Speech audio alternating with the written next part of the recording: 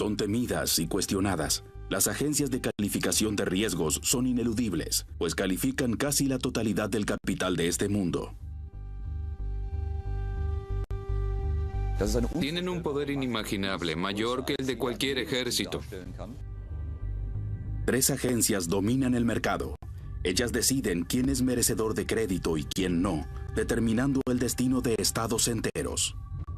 Las agencias de calificaciones son un catalizador de crisis. Son falibles, suelen exagerar y en definitiva todas ellas tienen un interés económico. Cometieron errores con consecuencias colosales. Perdimos $6 millones de los fondos arduamente recaudados por nuestro municipio. Su trabajo es criticado con frecuencia. Nosotros pensamos que nos iban a proveer un análisis exhaustivo de las diferentes estructuras financieras que tenemos, pero no fue así. Los ex empleados hablan de un sistema casi sin control alguno. Había plena libertad, cada uno podía hacer lo que quería. Como analista tienes mucho poder, recibes mucha atención, eres una estrella. Se puede seguir tirando los dados y pidiendo dinero por ello, nada cambió. Siendo que se pretende que sean árbitros neutrales de la economía mundial, ¿cuán peligrosas son las agencias de calificación de riesgos?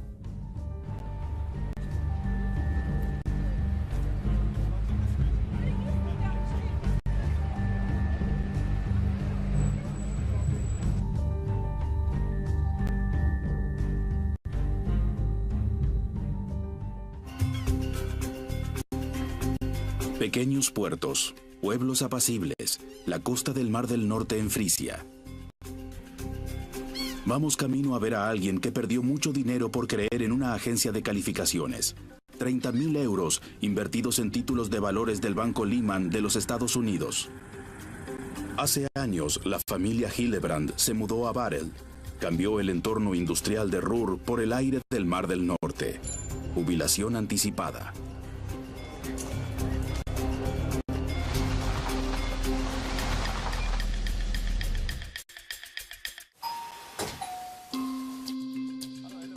Viven modestamente. Los libros son su gran pasión.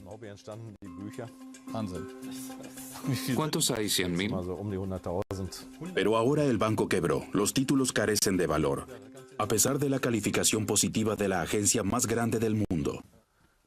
¿Y ustedes se fiaron plenamente de ella? Sí, por supuesto. Lehman es un banco grande que no puede caer. Además fue calificado con AAA por una agencia de calificaciones. Queríamos algo seguro, o sea, que no pretendíamos un interés del 12 o 15%, sino que pretendíamos tener un interés menor, pero que fuera algo seguro, porque nos decíamos, esta será nuestra jubilación. El sueño de retiro de los Hillebrand se vio frustrado. Este es un libro de Ronald Reagan. El hombre de 63 años se ve obligado a convertir su pasatiempo favorito en un negocio. Tiene que desprenderse de más de un pequeño tesoro de su biblioteca. En el pasado, Hillebrand era perito en la verificación técnica vehicular. No comprende que los expertos financieros de una calificadora de riesgos puedan equivocarse tanto como para no reconocer a tiempo el peligro de quiebra de un banco. Un peritaje de un experto que 2 días antes de la quiebra da una evaluación A o bueno, eso no puede ser. Si lo comparo con mi actividad como perito, eso equivaldría a que yo califique un auto como apto para circular y al salir por el portón se caiga a pedazos. Para recuperar su dinero tuvo que acudir a los tribunales y ver si podía demandar en Alemania a la agencia de calificación Standard & Poor's de los Estados Unidos. El fallo del Tribunal Federal Supremo dijo que sí. Cuando lo logró, ¿fue un sentimiento satisfactorio? Oh, sí. David contra Goliat. El pequeño David le ganó a Goliat. Con eso está lejos de recuperar sus 30.000 euros. Tras admitirse la demanda a trámite, comienza el juicio propiamente dicho. En él se decidirá si una agencia de calificación de riesgos tiene que responder de una calificación errónea, si Hillebrand efectivamente recuperará su dinero. Jürgen Hillebrand quiere justicia aun cuando el fallo todavía demore años. También la calificadora de riesgos quiere pelear el juicio hasta el final. Declara que sus valoraciones son simples expresiones de opinión. Desde Barel queremos echar una mirada detrás de la fachada de las agencias de calificación de riesgos. ¿Qué importancia tienen? Tres grandes empresas dominan el mercado de la calificación de riesgos. Ellas evalúan profesionalmente la credibilidad y confiabilidad de los consorcios, los países y los títulos de valores. Esos títulos que lograron atraer al jubilado Jürgen Hillebrand. Sus certificados, que según Standard & Poor's presuntamente eran lo mejor de lo mejor, habían sido calificados con A positivo. Eso significa que había una alta probabilidad de que él recibiera de vuelta su dinero más los intereses correspondientes. Las calificaciones crediticias siguen una escala alfabética que va de AAA hasta D, de muy buena a desastrosa, y es válida en todo el mundo. Pero desde la quiebra de Lehman y la crisis financiera, la confianza en estas letras mágicas ha caído abruptamente. Las razones para ello las buscamos en el Centro de Negocio Financiero Global. Aquí salen a la luz cada vez más detalles sobre el papel desempeñado por las agencias de calificación. Tenemos una cita con un ex empleado de Moody's, la segunda agencia de calificación a nivel mundial. Eric Kolchinsky quiere brindarnos una idea del funcionamiento interno de una agencia.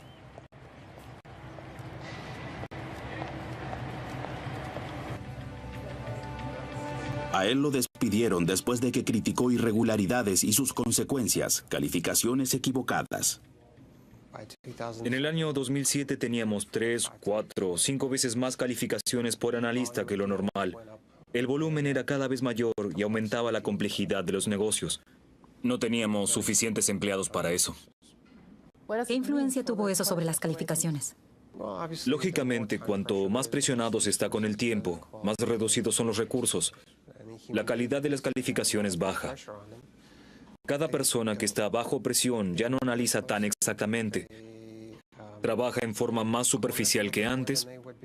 Se saltean pasos, probablemente pasos necesarios. Y creo que al final todos terminaron haciendo lo mismo indispensablemente. ¿Y esa fue la razón de los errores? No, creo que la razón principal es algo peor aún. Fue la incapacidad de las agencias de decir no a una transacción. Pues cada transacción significa mucho dinero. Hasta la crisis financiera, las agencias ganan miles de millones. La agencia Moody's tiene su sede central en el nuevo complejo del World Trade Center. Kolchinsky en su momento evaluaba productos financieros altamente complejos y difíciles de analizar. Una vez se negó a calificar un producto de alto riesgo. En ese momento dije, no logro comprenderlo. Creo que nuestra metodología no es apropiada. No podemos hacerlo. ¿Eso fue lo que le comunicó a su jefe? Sí, le dije que no podía calificarlo. ¿Qué pasó entonces? Me sugirieron que lo reconsiderara, pero yo me puse firme con mi decisión. Eso fue en septiembre. En octubre me pidieron que dejara mi puesto de trabajo. Moody's perdió este negocio a manos de la competencia. La transacción que yo rechacé fue calificada por la agencia Fitch. No fue un problema para los banqueros. Estos negocios son los que precipitan al mundo a la crisis financiera de 2008. Recién entonces se refuerzan los controles. Según Kolchinsky, no lo suficiente. Ahora tienes que trabajar en forma un poco más transparente. Tienes que archivar más papeles, pero aún sigue existiendo la posibilidad de decidir prácticamente una calificación tirando los dados. Hoy tienes que admitir que lo haces, pero casi siempre se puede seguir tirando los dados y pidiendo mucho dinero por ello. No ha cambiado nada en ese aspecto. Drásticas palabras acerca del trabajo de las agencias de calificación de riesgos. Cuando a las agencias más importantes les pedimos entrevistas para hablar acerca de sus métodos de calificación de riesgos, nos remiten a Frankfurt y Londres. En Moody's, el ex empleador de Kolchinsky se nos niega la entrevista a pesar de solicitarla reiteradamente.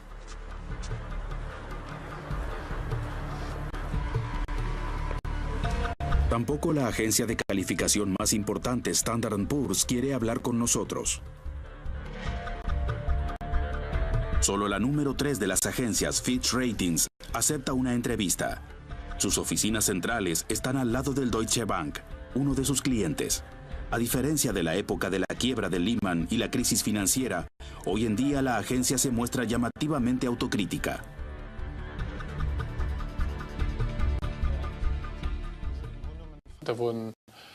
En ese entonces no se supo evaluar la evolución del mercado.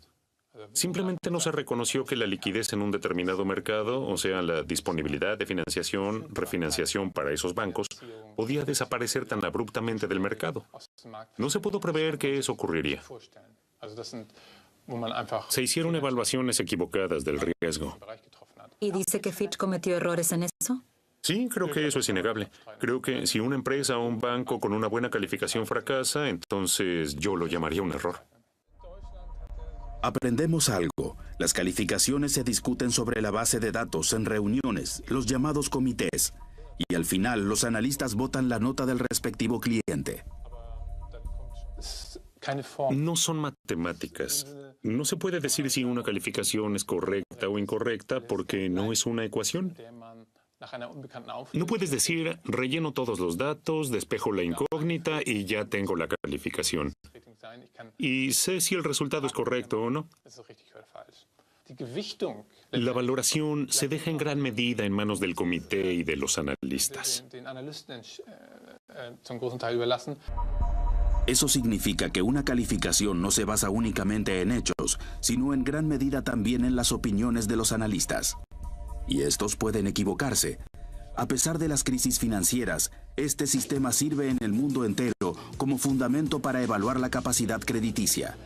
Nadie puede obviarlas, explica el experto independiente en finanzas Dirk Müller. Él conoce el negocio con el dinero. Durante casi 10 años trabajó en la Bolsa de Valores de Frankfurt y conoce las agencias de calificación. Sabe por qué son tan poderosas. El mercado de capitales estadounidense es el más importante del mundo.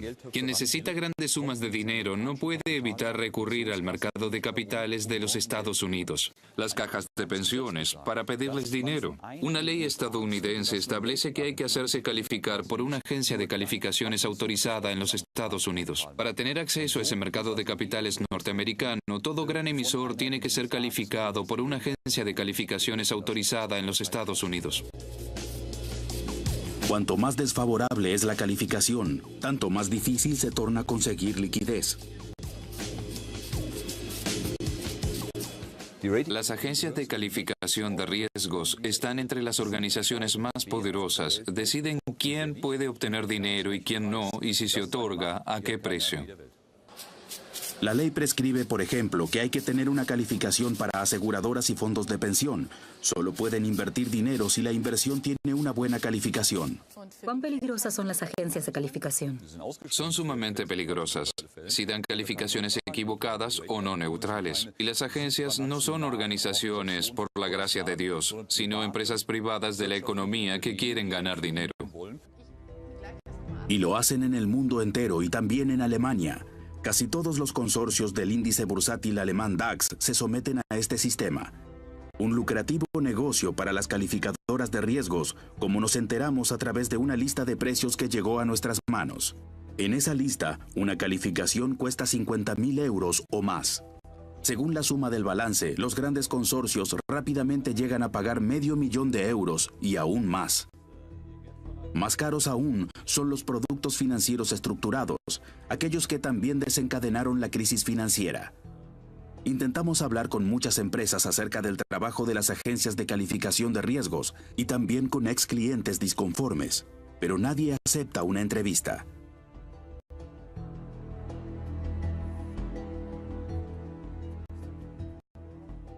Finalmente encontramos a alguien dispuesto a hablar abiertamente. 30 kilómetros al sur de Múnich, en Bayern. El pequeño municipio se hizo calificar en el año 2009 por Standard & Poor's. Querían ver si podían atraer a potenciales inversores financieros. El alcalde está dispuesto a contarnos su aventura con la mayor agencia del mundo. La calificación costó 20.000 euros.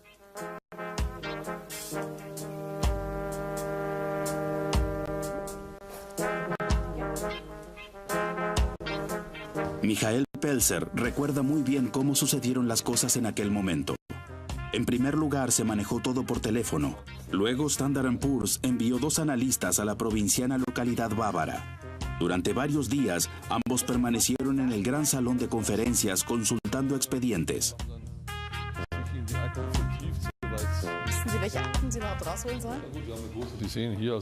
Vea esta lista. Una página, 2 páginas, 3 páginas. O sea que tuvo que entregarles muchas informaciones internas. Nos desnudamos totalmente frente a ellos. Eran 2 personas simpáticas, jóvenes. Uno se hacía llamar director, el otro debe haber sido su asistente, pero eran jóvenes muy simpáticos, que no daban impresión de... Bueno, eran bastante atildados, pero supongo que todos ellos lo son.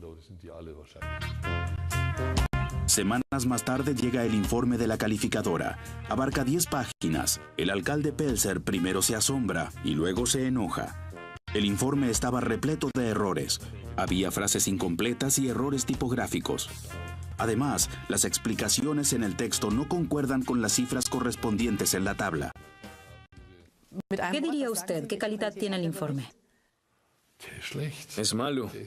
No es lo que uno esperaba y lo que al principio nos habían prometido. Se los dije en su momento. Toda la tabla no nos sirve para nada. En primer lugar, las cifras están equivocadas y en segundo lugar, las conclusiones que sacan son incorrectas. ¿Qué dijeron los analistas? Esos 2 dijeron tenemos que revisarlo. Dieron las clásicas excusas, aunque en realidad nunca dan excusas, por lo general enseguida contraatacan. Los analistas se negaron a tomar en consideración la inversión con más potencial del municipio. Hace años, el municipio había comprado un gran terreno directamente detrás del ayuntamiento y el convento. Ahora se construirán allí 38 viviendas. El precio por metro cuadrado es de hasta 3.500 euros. La venta del terreno fue un negocio muy lucrativo. Sacamos mucho más de lo que invertimos en su momento y sacamos mucho más de lo que habríamos obtenido si en aquel entonces hubiésemos depositado el dinero en el banco. Eso no les interesó para nada, no formaba parte de su lista de comprobación. Esa posibilidad de invertir dinero no en una cuenta bancaria o un fondo, títulos de valor, está fuera de toda su capacidad de imaginación y por eso nos comunicaron que no iban a calificarlo. A pesar de todo, al final obtienen una nota AA negativo. Pocos días después de recibir el informe, el municipio cancela el contrato con Standard & Poor's. El alcalde Michael Pelzer dice que después de esa experiencia, nunca más querrá recurrir a una calificadora de riesgos. ¿Cómo reacciona Standard & Poor's? Volvemos a pedir una entrevista. Después de muchas idas y vueltas, finalmente nos la conceden. Queremos obtener más datos acerca de los métodos de calificación, pero en primer lugar queremos preguntarles acerca de lo ocurrido en la localidad bávara de Bayern. Es lo que también les habíamos anunciado en nuestra solicitud. Se trata del informe. Conozco los casos. Weyern e Irschenberg. Quería hacerle una breve pregunta al respecto. Por lo menos uno de los alcaldes manifiesta que se sintió un poco decepcionado por la calidad del análisis. No puedo opinar al respecto. No soy experta en finanzas, pero me llama la atención que las conclusiones que se sacan en el texto no coinciden con las cifras en la tabla.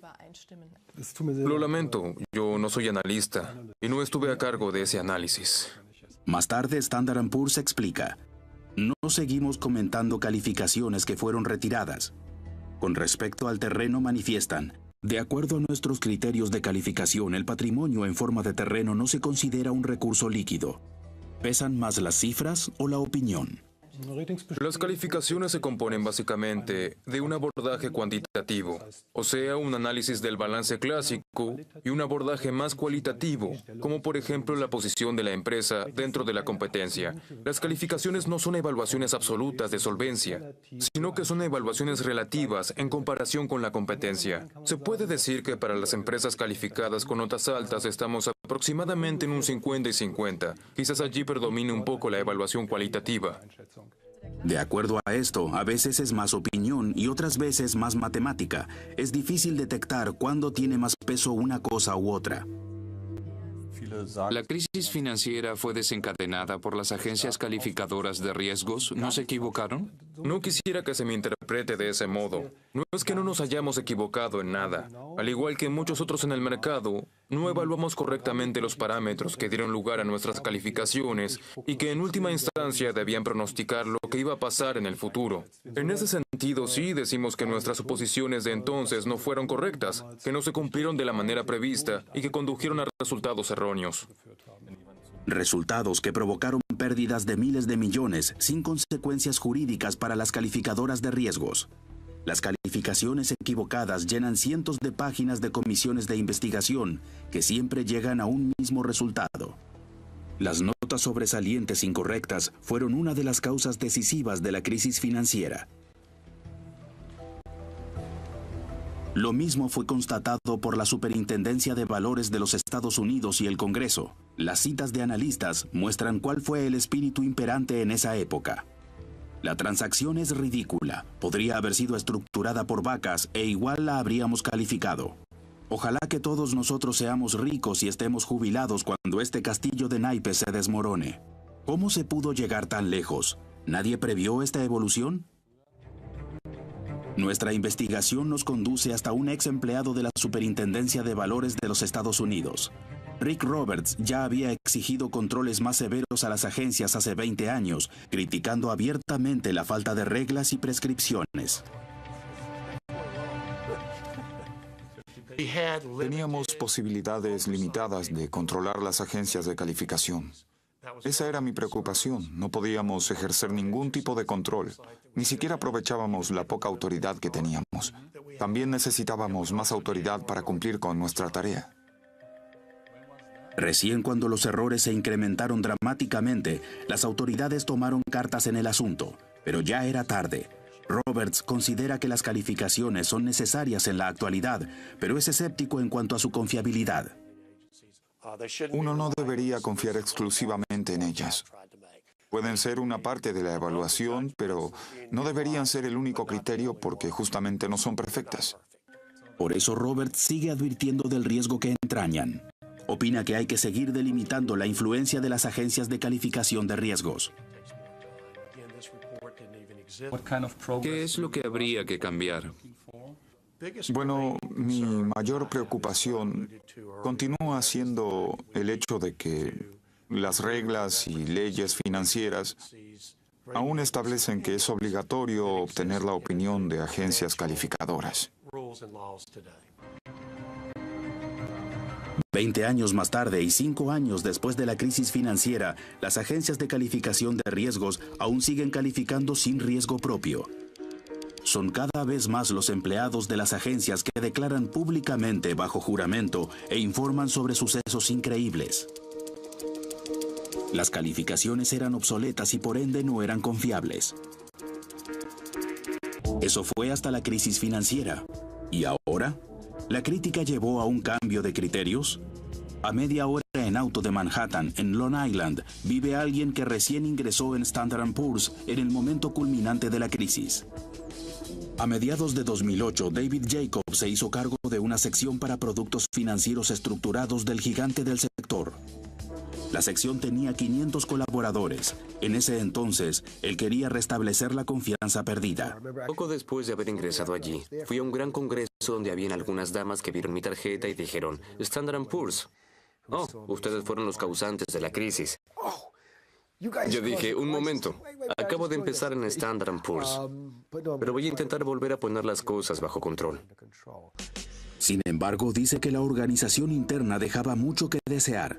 Jacob recuerda que, por ejemplo, no existía un sistema adecuado para supervisar las calificaciones existentes. O sea que nosotros establecimos sistemas analíticos que no existían previamente. Cuando yo comencé, esos sistemas para el análisis y control real de solvencias eran muy deficitarios. O sea que no había reglas de cómo monitorear una calificación. No había reglas. Es increíble. Hasta 2006 las agencias de calificación no estaban reglamentadas. Prácticamente no existía una regulación de negocio de las calificadoras de riesgo. No había ningún criterio. La regulación era arbitraria, era un trabajo casero. No era un sector regulado en términos de medidas de supervisión. Cualquiera podía hacer lo que quisiese. ¿Todo era posible? Todo era posible. ¿Realmente todo? Todo era posible. Absolutamente todo. ¿Sí? David Jacob nos habla de un colega. En esa misma época, este debía establecer nuevos criterios en Standard & Poor's para todas las calificaciones. Un colega se encargó de diferentes sectores. Primero las finanzas estructuradas, luego pasó a bancos y empresas. Y en cada sector fue introduciendo criterios mucho más severos. Cuando volvió a tener más fuerza el mercado para valores respaldados por hipoteca, particularmente en los años 2010 y 2011, Standard & Poor's comenzó a perder participación en el mercado. Y está bien documentado y es difícil de aceptar para una calificadora de riesgo. No van a decir vamos a perder participación en el mercado. ¿Y entonces? Bueno, supongo que hubo cambios en los criterios. Se hicieron menos severos que en mi época, se los modificó y las cuotas de mercado volvieron a subir. Reproches con los que confrontamos a Standard & Poor's. Se nos explica que en ese entonces teníamos los sistemas que nos volvían a presentar regularmente las calificaciones para una reevaluación.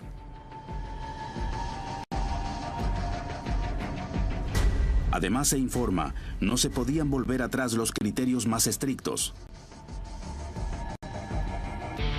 Jacob es víctima de una reducción de personal en 2012. El Ministerio de Justicia de los Estados Unidos demandó a Standard & Poor's por las calificaciones controvertidas. Jacob es un informante importante para ello. En todo el mundo hasta ahora hubo una sola demanda exitosa contra agencias de calificación de riesgos. Para exponer el caso hay que viajar hasta el otro extremo del mundo, hasta Sydney, y luego unos cientos de kilómetros más al oeste a Nueva Gales del Sur. La localidad se llama Parkes, de apenas 15,000 habitantes.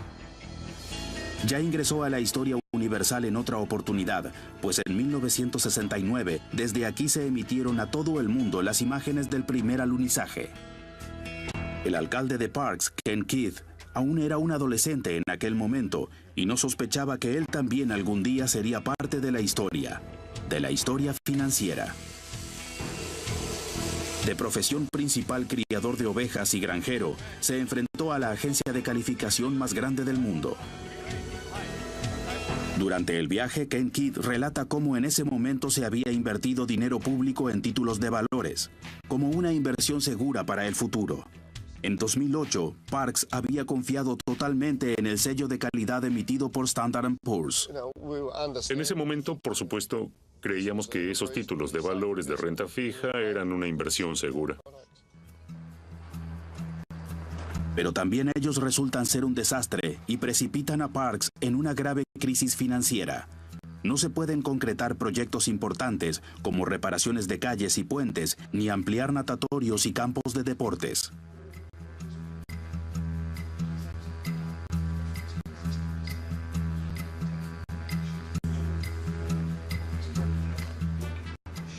¿Cuánto dinero perdieron? Perdimos aproximadamente 6,5 millones de dólares australianos del dinero invertido con esfuerzo por nuestra comunidad, por el hecho de que estos productos habían obtenido una calificación mejor a la debida.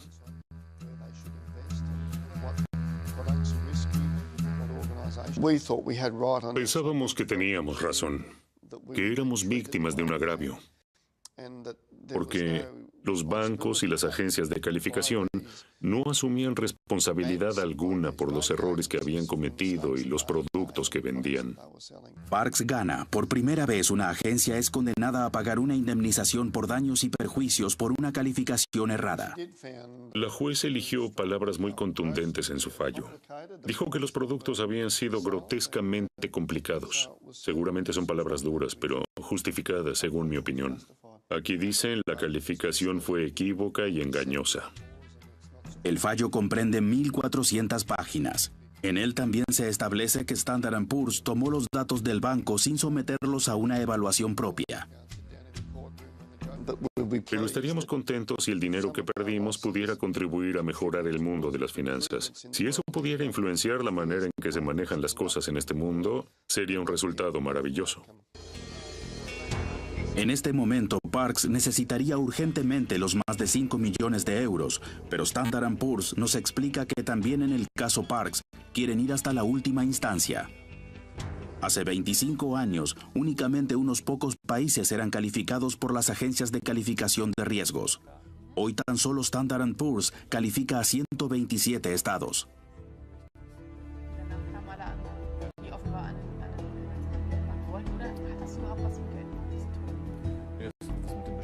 Desde los comienzos de la crisis del euro, de pronto hay una cantidad llamativa de alteraciones de calificaciones. Casi semanalmente se publican valoraciones, advertencias o anuncios para los países europeos. En los últimos 2 años, contamos 140 modificaciones. ¿Resulta coherente y justificado dar tantas calificaciones en tan poco tiempo?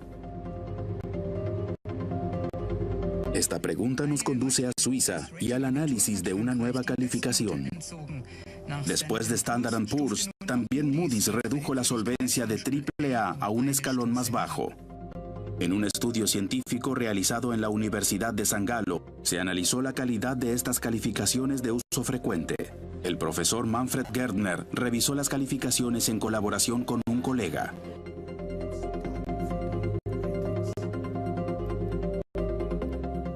Desde hace 2 o 3 años ya no se sabe exactamente cuáles son los datos certeros que justifican determinadas evoluciones y qué es lo que responde a la psicología del mercado. Quizás también sea fomentada intencionalmente, en forma consciente o inconsciente. Gärtner intenta cotejar las calificaciones con los datos económicos de los países para el período entre 1999 y 2011. El resultado, según su método, diversos países europeos, justamente en la crisis del euro, fueron calificados mucho más estrictamente que antes. En Portugal, se podría haber dado una reducción de media nota debido al derrumbe coyuntural, debido al aumento de los déficits. La calificación de Portugal, como vemos aquí, sufrió una reducción de 8 puntos. En rojo las calificaciones de las agencias, en azul el método según Gärtner. El profesor también analiza las diferencias igualmente dramáticas para España, Grecia e Irlanda. ¿Se trata de una calificación errónea o injustificada? Yo no utilizaría en este caso los conceptos de correcto o incorrecto. Yo diría que es una calificación extraña, una calificación basada en unas variables que no responden a la metodología habitual. Las agencias de calificación tachan de poco científicas las conclusiones de Gärtner, conclusiones de un estudio que forma parte de una tesis doctoral considerada sobresaliente por la Universidad de San Galo.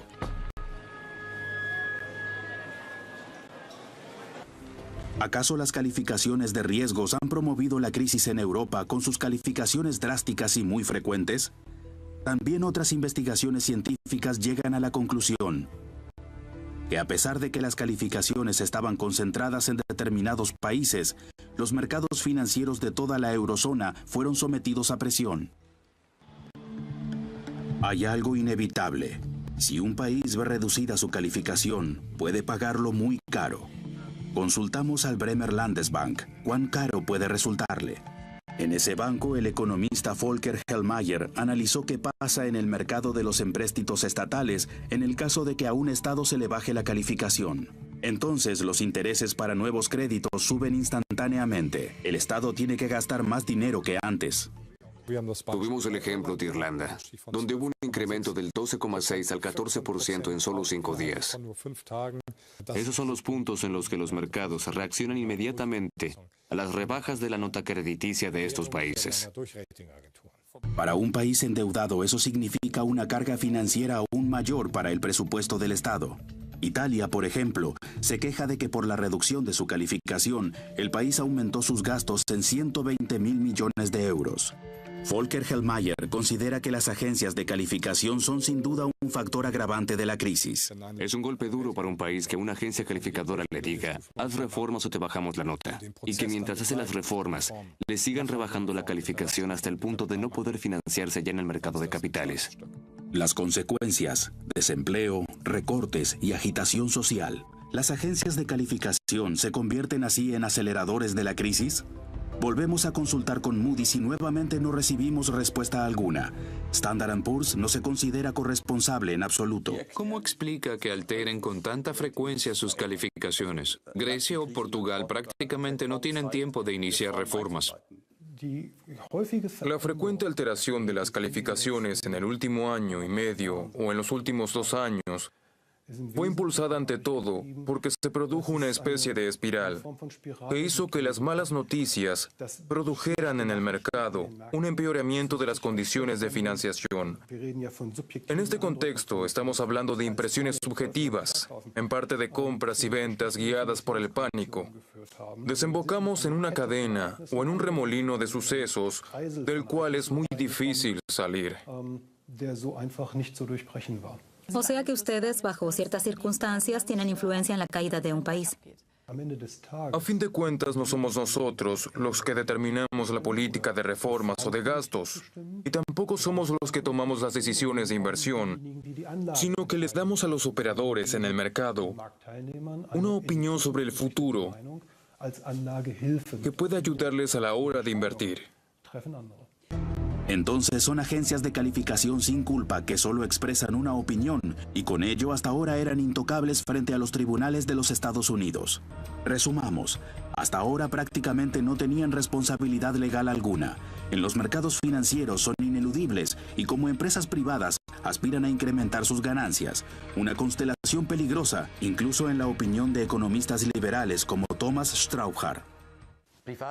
Las agencias privadas de calificación, en última instancia, están al servicio de una meta superior, que es la de maximizar sus ganancias y satisfacer a sus accionistas.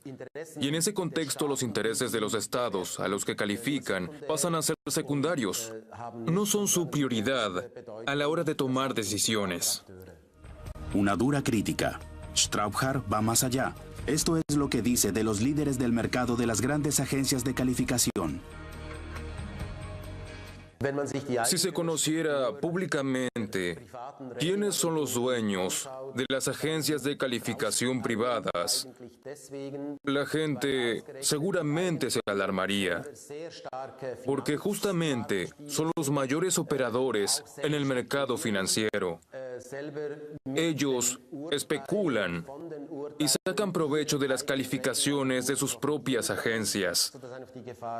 O sea que es muy grande el peligro de que detrás de escena los dueños se comploten con sus propias agencias en detrimento del interés general.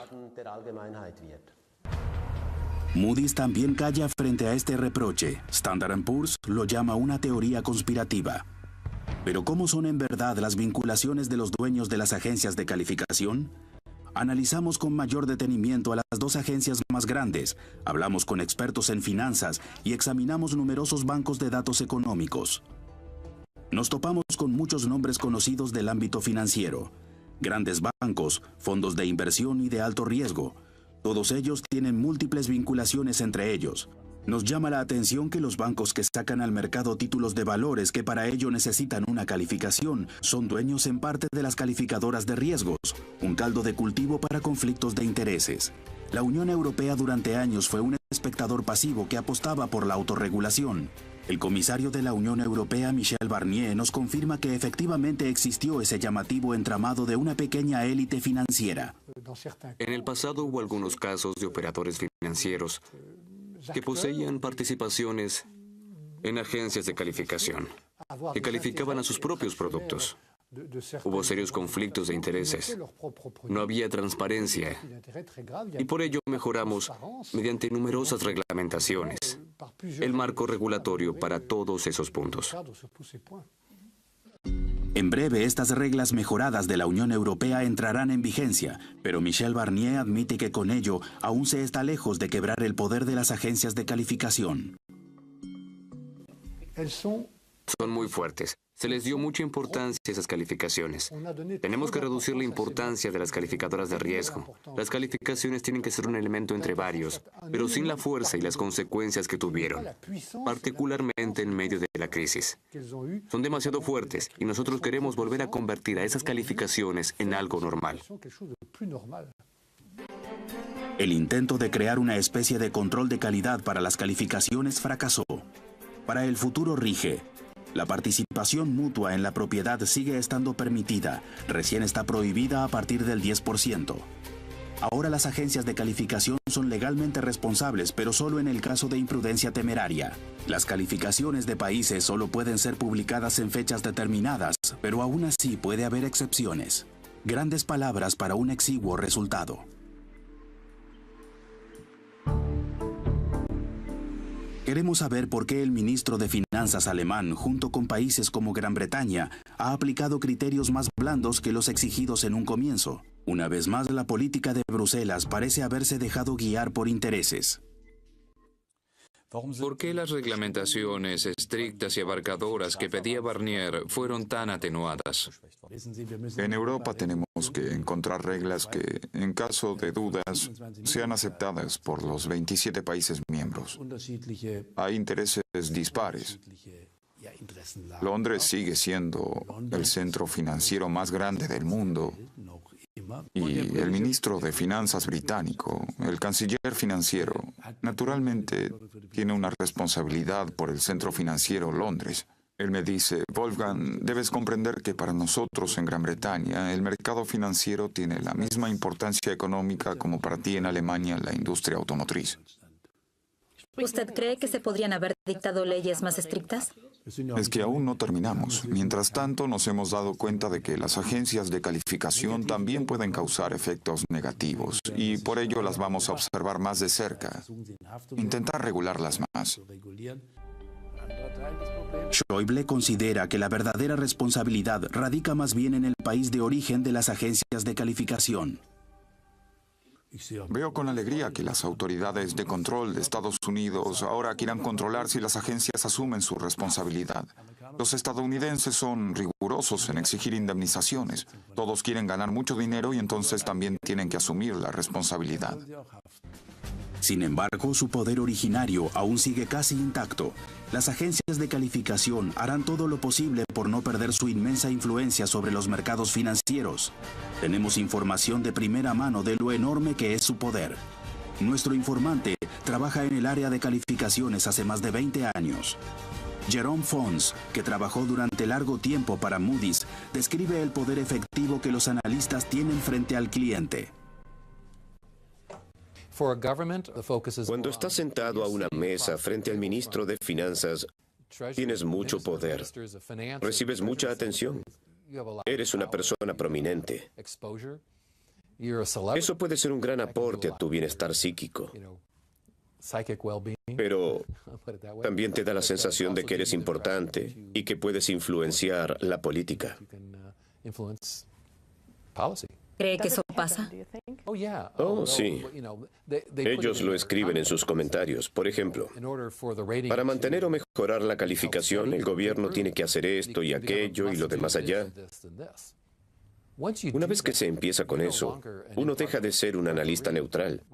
Te conviertes en jugador en lugar de seguir siendo árbitro. O sea que las agencias de calificación realmente participan del juego. Sus opiniones influencian la economía, las finanzas y la política. Y de ese modo pueden resultar peligrosas para cada ser humano individual. Ahora se está formando una resistencia contra el negocio de ese poder en las sombras. Bien vale tomarla en serio. Se trata de una alianza de pequeños inversores, municipios, países y autoridades judiciales. Su meta, convertir a las calificaciones de riesgos nuevamente en lo que deberían ser. Solo un dictamen entre muchos.